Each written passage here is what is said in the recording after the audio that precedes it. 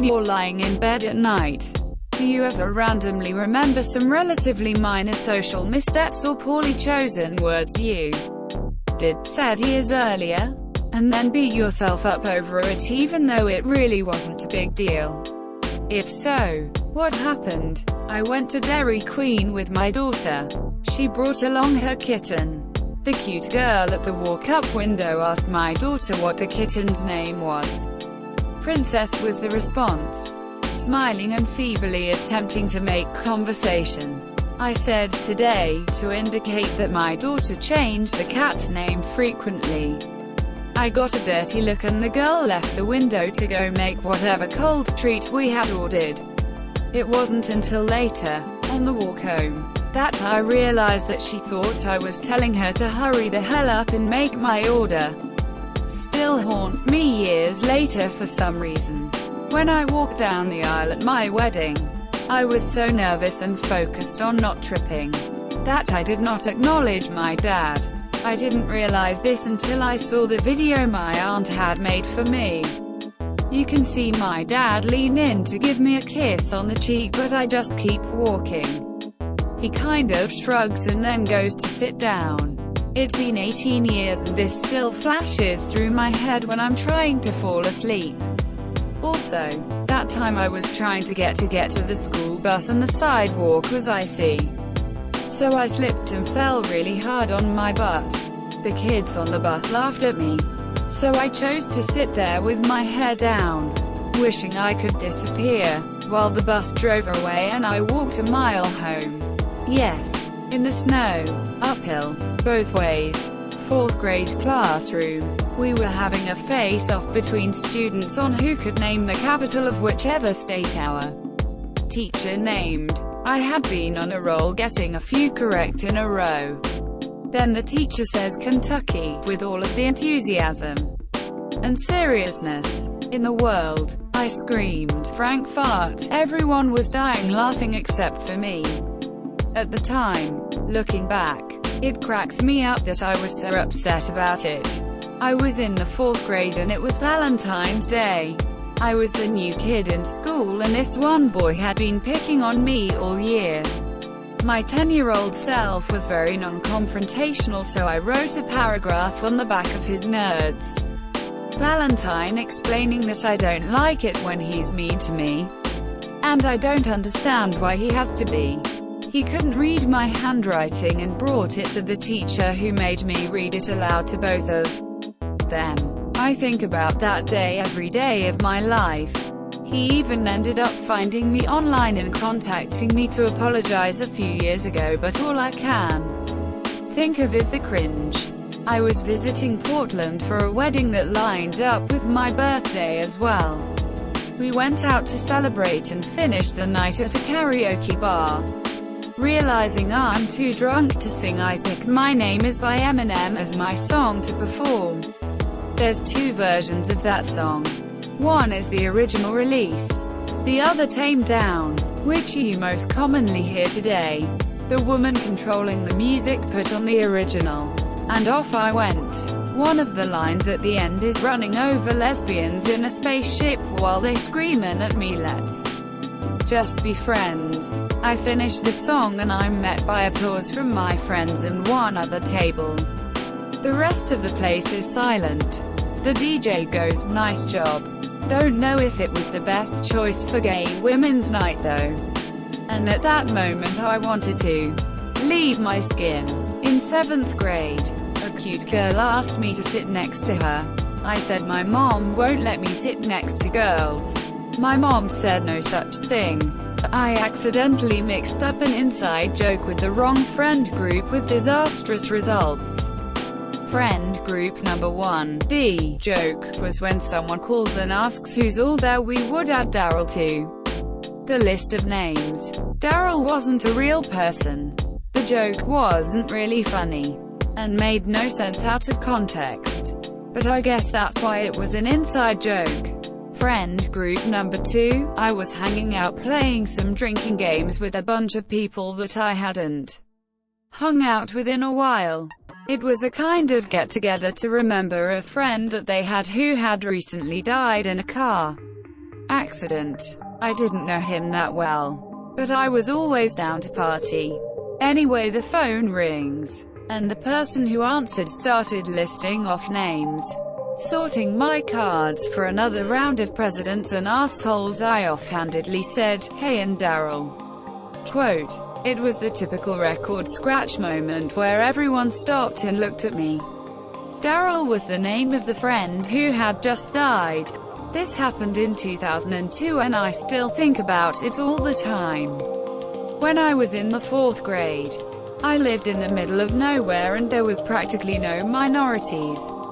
Just white country people. This Mexican family had just moved in and could barely speak any English, and I befriended one of the kids my age in school. He came over to my place and we were both joking around about his bad English. Just doing what kids do. I would pretend to speak with his accent and then he would copy, and it was silly, stupid and innocent. My mom told me I was being really inconsiderate and how uncool it was to make fun of someone for not being able to speak English. I felt terrible. The next day at school, my friend came up to me and started joking with me again, but I just shook my head and looked down at my desk in embarrassment. He had no idea what was wrong, and I was too young and dumb to be able to explain my behavior to him. As I grew older, I spent probably 20 years thinking about that day and how much of a shit I was to be friendly one day and then, without explaining anything, just stop talking to him out of embarrassment. I felt really bad about it for a long time and often laid awake at night thinking about it. I ended up finding him on Facebook about a year ago and we friended each other, so I told him how bad I felt about it and apologized. He just laughed it off and said it was no big deal and he was still really thankful to find someone as friendly as me when he didn't know anyone here. He said he figured my mom had said something to me about it and it never bothered him. I don't know if maybe he was just being nice to me or not, but it was such a relief to hear it. It really felt like a weight had been lifted off of me. I was visiting my cousin about 4 months ago and we didn't have the same greeting handshake. So it was like that really weird thing with your hands where you end up in some super awkward handshake. Last night I thought about this like 20 minutes and blamed myself. SMH, that was super unnecessary. Junior prom, I blurted out during dinner to my date, "I'm so bored," and I have no idea why it came out of my mouth. I'm pretty well-mannered and quiet. I forget how I tried to play it off, but I felt so bad. I was talking with a black friend of mine, and we were discussing random haircuts and styles we would get if we were other races. I said I wanted the common look. He thought I said that common look. I meant the rapper, shaved head with the knees trimmed up goatee. It didn't dawn on me until a week later why he gave me that weird look after I said it. He thought I was saying, that common look every black guy has. Still makes me twitch every once in a while. For most of my education, I went to public school and like most kids, I was socially awkward. For high school, I received an academic scholarship to a private Catholic school. It was a really big deal for my family. I didn't know anyone at the new school.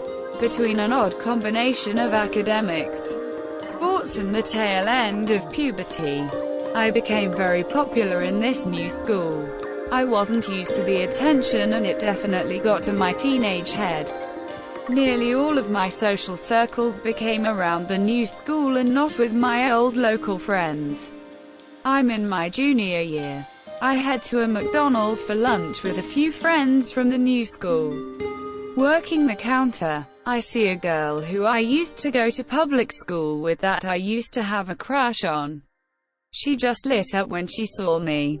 She was so excited. And I was a shitty teenager and I just ignored her. I pretended I didn't recognize her. She looked so deflated when I didn't acknowledge her. Note this was the 90s. My family moved a few times after that. I settled down in a different part of the country after university. I never made it back to that town. I've relived that asshole moment for years now. Fast forward to one of those nights when I relive that moment. And I decide to look her up on Facebook to apologize. I find out she died 10 years ago in an auto accident. Since I found out her fate, I feel even more awful about that moment. I made a presentation in my public speaking class in college about how antidepressants were bad, and you should seek other methods of treating depression. This was dumb for a few reasons. 1. I just had a bad experience with antidepressants in high school but apparently could only see my own perspective. 2. It was just a class to teach public speaking methods and I did not need to pick such a heavy topic. 3. Somehow I was so self-absorbed I could not register the weird looks I was getting from people. And when a classmate said, "Well, that was ballsy," to me after class, one did not understand. 4. I was a psychology major and I should know better. And I do now. Anyway, that one stabs at me.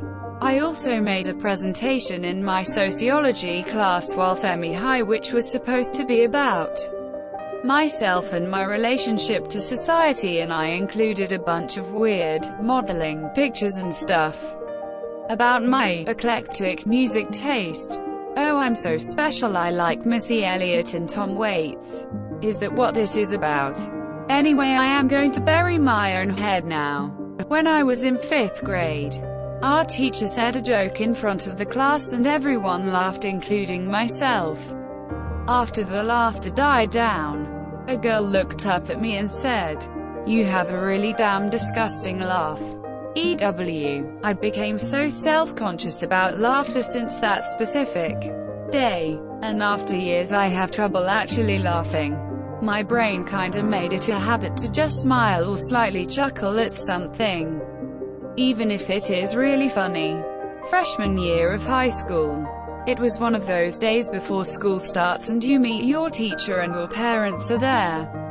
My teacher was handing me a piece of paper and I didn't see the paper, so I shook his hand. He said, "Oh," and my mom said, and I panicked and said, "I just wanted to be polite." So I still want to die when I think of that? Yes. When I was in high school we had to give in feedback forms about our teachers. I was just going to submit mine totally blank. But the teacher in charge at the time told me that I had to write something for every teacher. Stupidly, I decided to be completely honest and to write exactly what I thought of them. It was all nice, except for one teacher's, which was just Mrs. Very Scary, but she's a good teacher. I meant both of those, but it didn't matter. The teacher was seriously hurt by it. Although she pretended it was NBD at first, then as the weeks went by she would mention it once a week, gradually seeming more and more upset. Until one day, when another student mentioned being scared to ask her about something, she shouted at him for an entire period. She also mentioned me a bunch, saying she would never forget what I said but could forgive me.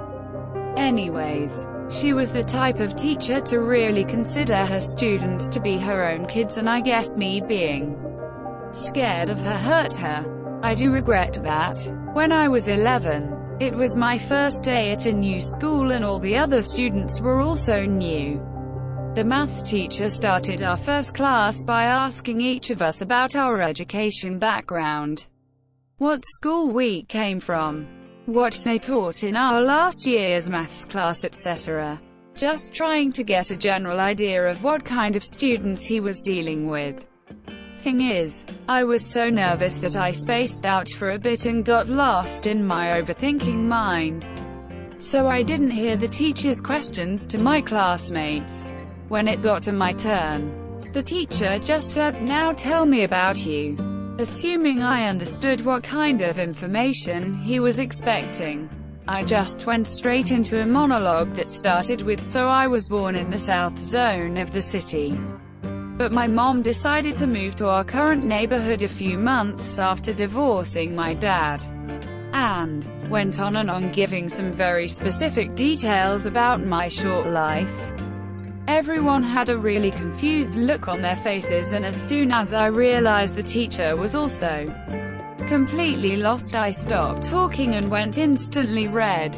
The teacher then said, "That's all really great, but I was only interested in what happened last year, not the last 10. And everyone started laughing. Next day nobody remembered it anymore. But 12 years later it still comes to mind in pretty random moments. Don't forget to share, like and subscribe for more content.